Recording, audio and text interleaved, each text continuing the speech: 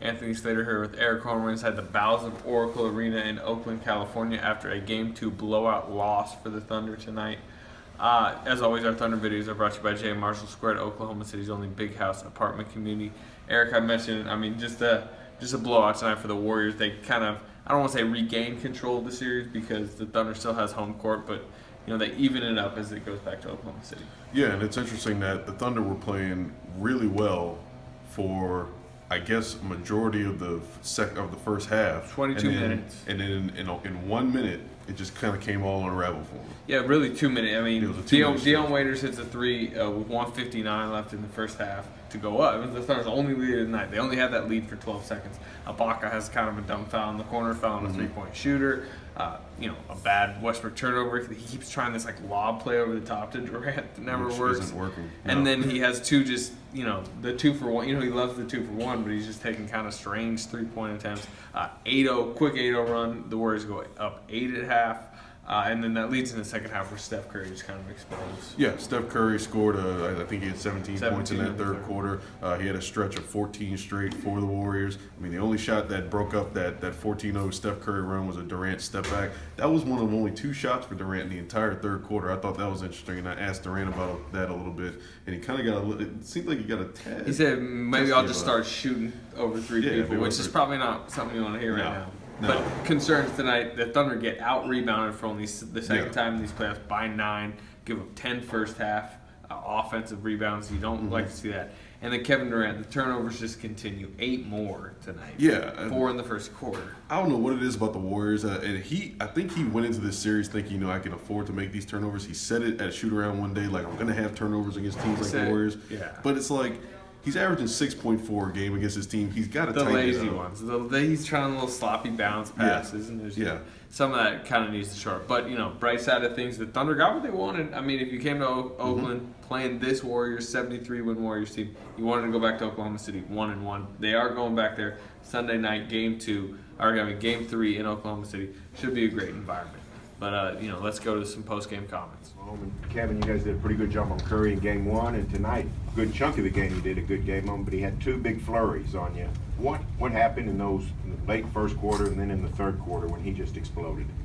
He got a few wide open threes, and he got 3 foul shots, and then I guess they got him going.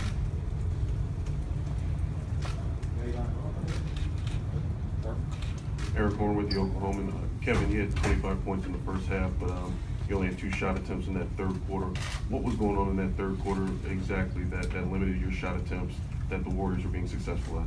Well, they were sending 3 guys. I just tried to make the right pass, and I was turning the ball over, playing in the crowd. So maybe I just got to shoot over 3 people. All right. Myron Patton, Fox, Oklahoma City. This is for either one of you guys. You guys have taken the lead late in the second quarter, and they go on a 9-0 run. How much did that, at the end of the half, how much did that affect the momentum in terms of in that second half? Not much. They do a good job of closing quarters. We got to do a better job of, running our stuff towards the end of the quarters and take care of the basketball. But I don't think that was a huge part of it. Dean Blevins, CBS, Oklahoma City. Guys, you get out of here 1-1. How content are you going back to Oklahoma City with it being 1-1? We're upset. The guys in the locker room, we weren't happy because we only won 1 game. We were upset that we didn't play well tonight and get this second one. But we're going home and we can't relax. At home you tend to let your guard down a bit because you're at home and you think you're gonna win. But we got to come out here and play. We got to play our brand of basketball even better than what we did when we were at Oakland. So, it's a good opportunity for us. You got to take advantage of it. Anthony Slater with Oklahoma, and you guys got out-rebounded by 9 tonight, which is a rarity. You gave up 10 first-half offensive rebounds. Is that just kind of a sign of maybe the energy level wasn't, complete like it usually was tonight? I wouldn't say it was the energy level. They got their hand on some basketballs. Our guys were trying. It wasn't like they were letting them rebound. Our bigs were fighting down there, and they got their hands on some basketball. So our energy level wasn't low at all. We were still in the game. They just came out, hit some shots in the second half, and they played some pretty sound defense on us in the third quarter. So Yeah, but our guys had the right mindset. You know, we just didn't win. Nick Gallo, KCThunder.com. Russ, you guys are switching a lot off the ball on the perimeter. Sometimes they're not even making screens on you guys, and they're screening their own man. Are those tricky situations to communicate through on those threes for Curry and Thompson? Definitely. You know, something we talked about, just something we got to work on. Jeff Ferrado with the Bay Area News Group. Russell, their bench scored 50 tonight. Can you just talk about the impact those guys have when, you know, when Curry or Draymond or Thompson's taking a break and they can continue to be productive with their reserves? I mean, they're a good team. They got a lot of different guys. They play 10, 11 guys every night. You know, they come in with an aggressive mindset, and tonight they impacted the game and they made a difference for them. James Ham, CSN Bay Area. When you see Steph go off like that in the third quarter, where he outscored everyone 15-2, but when he's in that mode, do you guys think about picking him up earlier, denying him the ball, trying to pick him up even before he comes across half court? Oh, well, they got 4 other players that are pretty effective and do a lot with the basketball. You know, we definitely want to pick him up a little higher than normal. But I mean, he makes bad shots. You know, he makes those shots, and sometimes you just gotta, you know, put a hand up and contest, and you know, when you pick a roll, try to put a couple bodies on. But he made some tough ones, you know. And then we turned the ball over, and he got a few in transition too. So yeah, they got other players on the court, you know. And, you know, we got to be aware of everybody. The last one, Slider.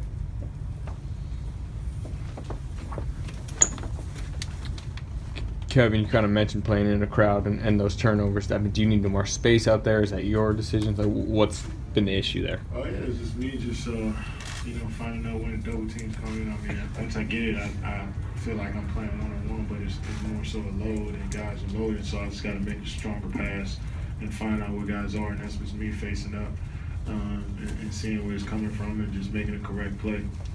It's a few that just got their hands on it, but for the most part, I know I'm not going to have a lot of space to play, so I got to be smarter. Last question, Royce. Royce Young, ESPN.com. Kevin, on that same topic there, they really aren't guarding Dre hardly at all.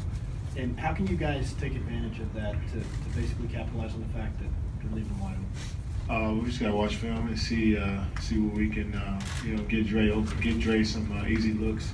And we trust him, and we want him to shoot the corner three, we want him to cut. So just watch film and see what we can, you know, make him pay for, you know, guarding him, for not guarding him. And you know, it's on Russell and myself to, you know, make sure we take care of him. What adjustments did they make in the paint to make it tough for you guys inside? We had a couple of zones. Yeah, started helping off a lot, switching up different things. But they made some pretty good adjustments there, kind of feel us off balance. But that's not really the reason why we lost. They threw us off, but I felt like if our focus and I guess urgency was as high as it was as the first game, then we would have still made some pretty good buckets and put some more pressure on them. Steven, why were they so successful on the offensive glass tonight, the Warriors? Pardon? Why were the Warriors so successful on the offensive rebounds tonight? They just sent all their dudes. They just sent some guards who broke up in there. Obviously we had the bigs in there, and then they were just more aggressive. And that came from different things, bro. Them driving. As soon as you hit the paint, bigs have to go help. You release from the big man. He gets position, stuff like that. Especially the guards as well. They look at the wrong way. The guards go in, Livingston and stuff like that. They get offensive rebounding position. There's all those sort of stuff that factor into it, man. But you guys just last series had a game where you lost by 32, I believe, and bounced back 4 out of 5 against the Spurs. Having just that recent, you know, experience of knowing that it's one game, just one loss, even if it was a big loss, does that help going into the rest of the series? I guess you could probably say that we've experienced it before, but can't really rely on it. Yeah, it's just, yeah, man, just going to come back and change our focuses up. It doesn't matter what we've been through, really. It's all that matters now. What happened in the past happened. We just got to bounce back now and understand what happened. Move on. defensively on both ends of the floor. You know, I thought we were in pretty good shape there going into the half, and then they kind of hit us with that flurry, and we got down by 8. We did not get off to a great start in the third quarter. I thought the difference in the first half for us was, you know, they really did a great job offensive rebounding. They had 10 offensive rebounds in the first half, and our turnovers were probably a few too many, having 9. And then obviously, you know, we let Curry get loose a few times, and we needed to do a better job in that area as well. So, you know, we'll have to, like I said, I think before the game, continue to try to improve and get better playing against this team. You know, I thought tonight they played very, very well. Anthony Slater with Oklahoma. You mentioned the late second quarter, you know, spurt by them. I know mathematically you want the 2-for-1 with Russell, but when he just kind of jacks up 2 threes like that, I mean, do you need better shots even if you only get one? The last one he took was fine. You know, it was under the guy who guarded him, kind of was a little bit further back. You know, would have liked to have gotten into a screening action there, but there probably wasn't enough time. I didn't think the last one, the 2-for-1, was a terrible shot. I thought it was okay. Eric Horn, the Oklahoman. Billy, Kevin had 25 points in the first half, and in the second half he only had 4. Only 2 shots in the third quarter. In that third quarter in particular, did Kevin turn the ball over too much, or were the Warriors doing something specific to limit him defensively? Well, you know, again, I don't think it's anything we see, you know, Dallas or San Antonio, they're going to send some guys at him, and you know, Kevin, I've always felt is very, very well balanced of when to shoot and when to pass. You know, he obviously had some turnovers tonight, but I think a lot of it has to do with him being a willing passer. But he's got to do a better job, and we've got to do a better job creating open avenues and gaps, you know, for him to either pass it or drive it when teams elect to kind of send somebody at him and provide a lot of help on him. You know, we got him the ball, I thought, a lot in the middle of the floor where he was able to kind of make some plays. But when he's up there playmaking and they're coming at him, those are the quick decisions that happen. That obviously you got to make those decisions very quickly. So you know, I think Kevin watched the film will have a chance to get better. Kevin Durant had 25 points in the first half, but he only had 2 shot attempts in the third quarter. What were you able to do to limit his shot attempts in that third quarter and limit him with your defense?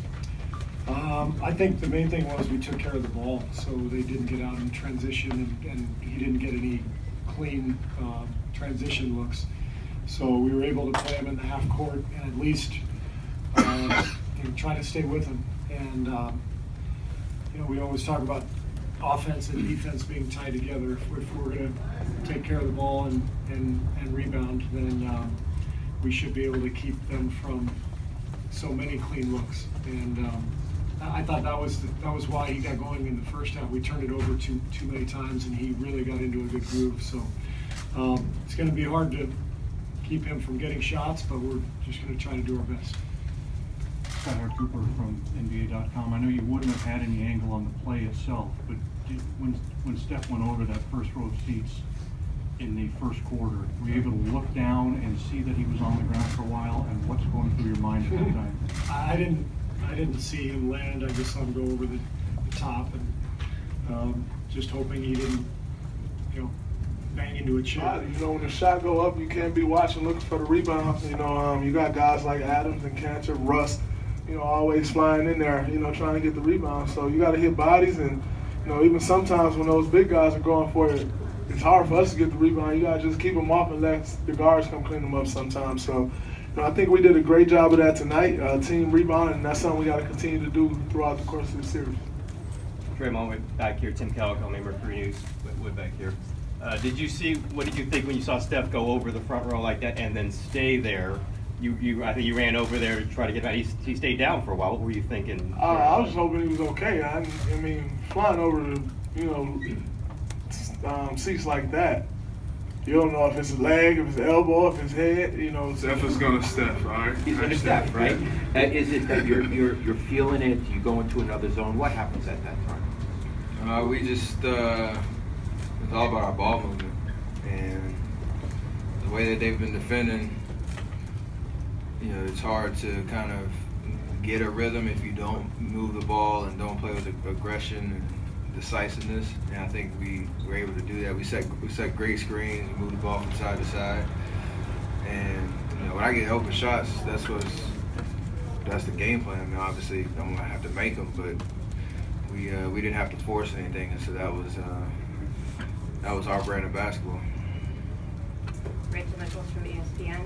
Steph, can you describe exactly what that elbow looks like right now, and also whether, as you're leaping over the row of people, at what point did you think maybe this isn't such a good idea? Yeah, only reason I dove was because I saw, I don't know if it was Sean or Andre, I can't remember which one it was at the top of the key, so I figured if I could get my hand on it and sling it to him, he'd have a wide open layup. Obviously, one step too many and went over, so thankfully I came out of it all right. The elbow is fine. It looks like it has a tennis ball on top of it, but doesn't affect range of motion or anything. It's just, you know, just some pain, so I'll be all right. The bigs are there. I mean, that's a big part of their game. Is, you know, they rebound very well. They're very athletic. They're long on the defensive end. You know, they double team him and then they move their feet pretty well. So we had to do a better job tonight of, you know, moving the ball, making them play defense. You know, I think in game one we did a lot of ISO. You know, when we saw a big man, and that's not our game. That's not our brand of basketball. We're kind of playing to their hands in that way. So we just had a better focus tonight in playing our brand of basketball. Myron Patton Fox from Oklahoma City kind of hit on some of that. What about the rebounding? You got rebounded by 9. Nobody really had a great individual rebounding, but a bunch of you guys got rebounds tonight. Was that just the fact that you guys are down the series, or the fact that maybe they're the best rebounding team in the league? No, I mean that's what we have to. That's what we have to do. We have to team rebound. They are, you know, like I said, they're great on the boards. That's their strong point, and that's a great emphasis for this series. So we have to do a good job of rebounding as a team. We just have to hit bodies and go get the ball as a team. So it's something that we have to focus on every game.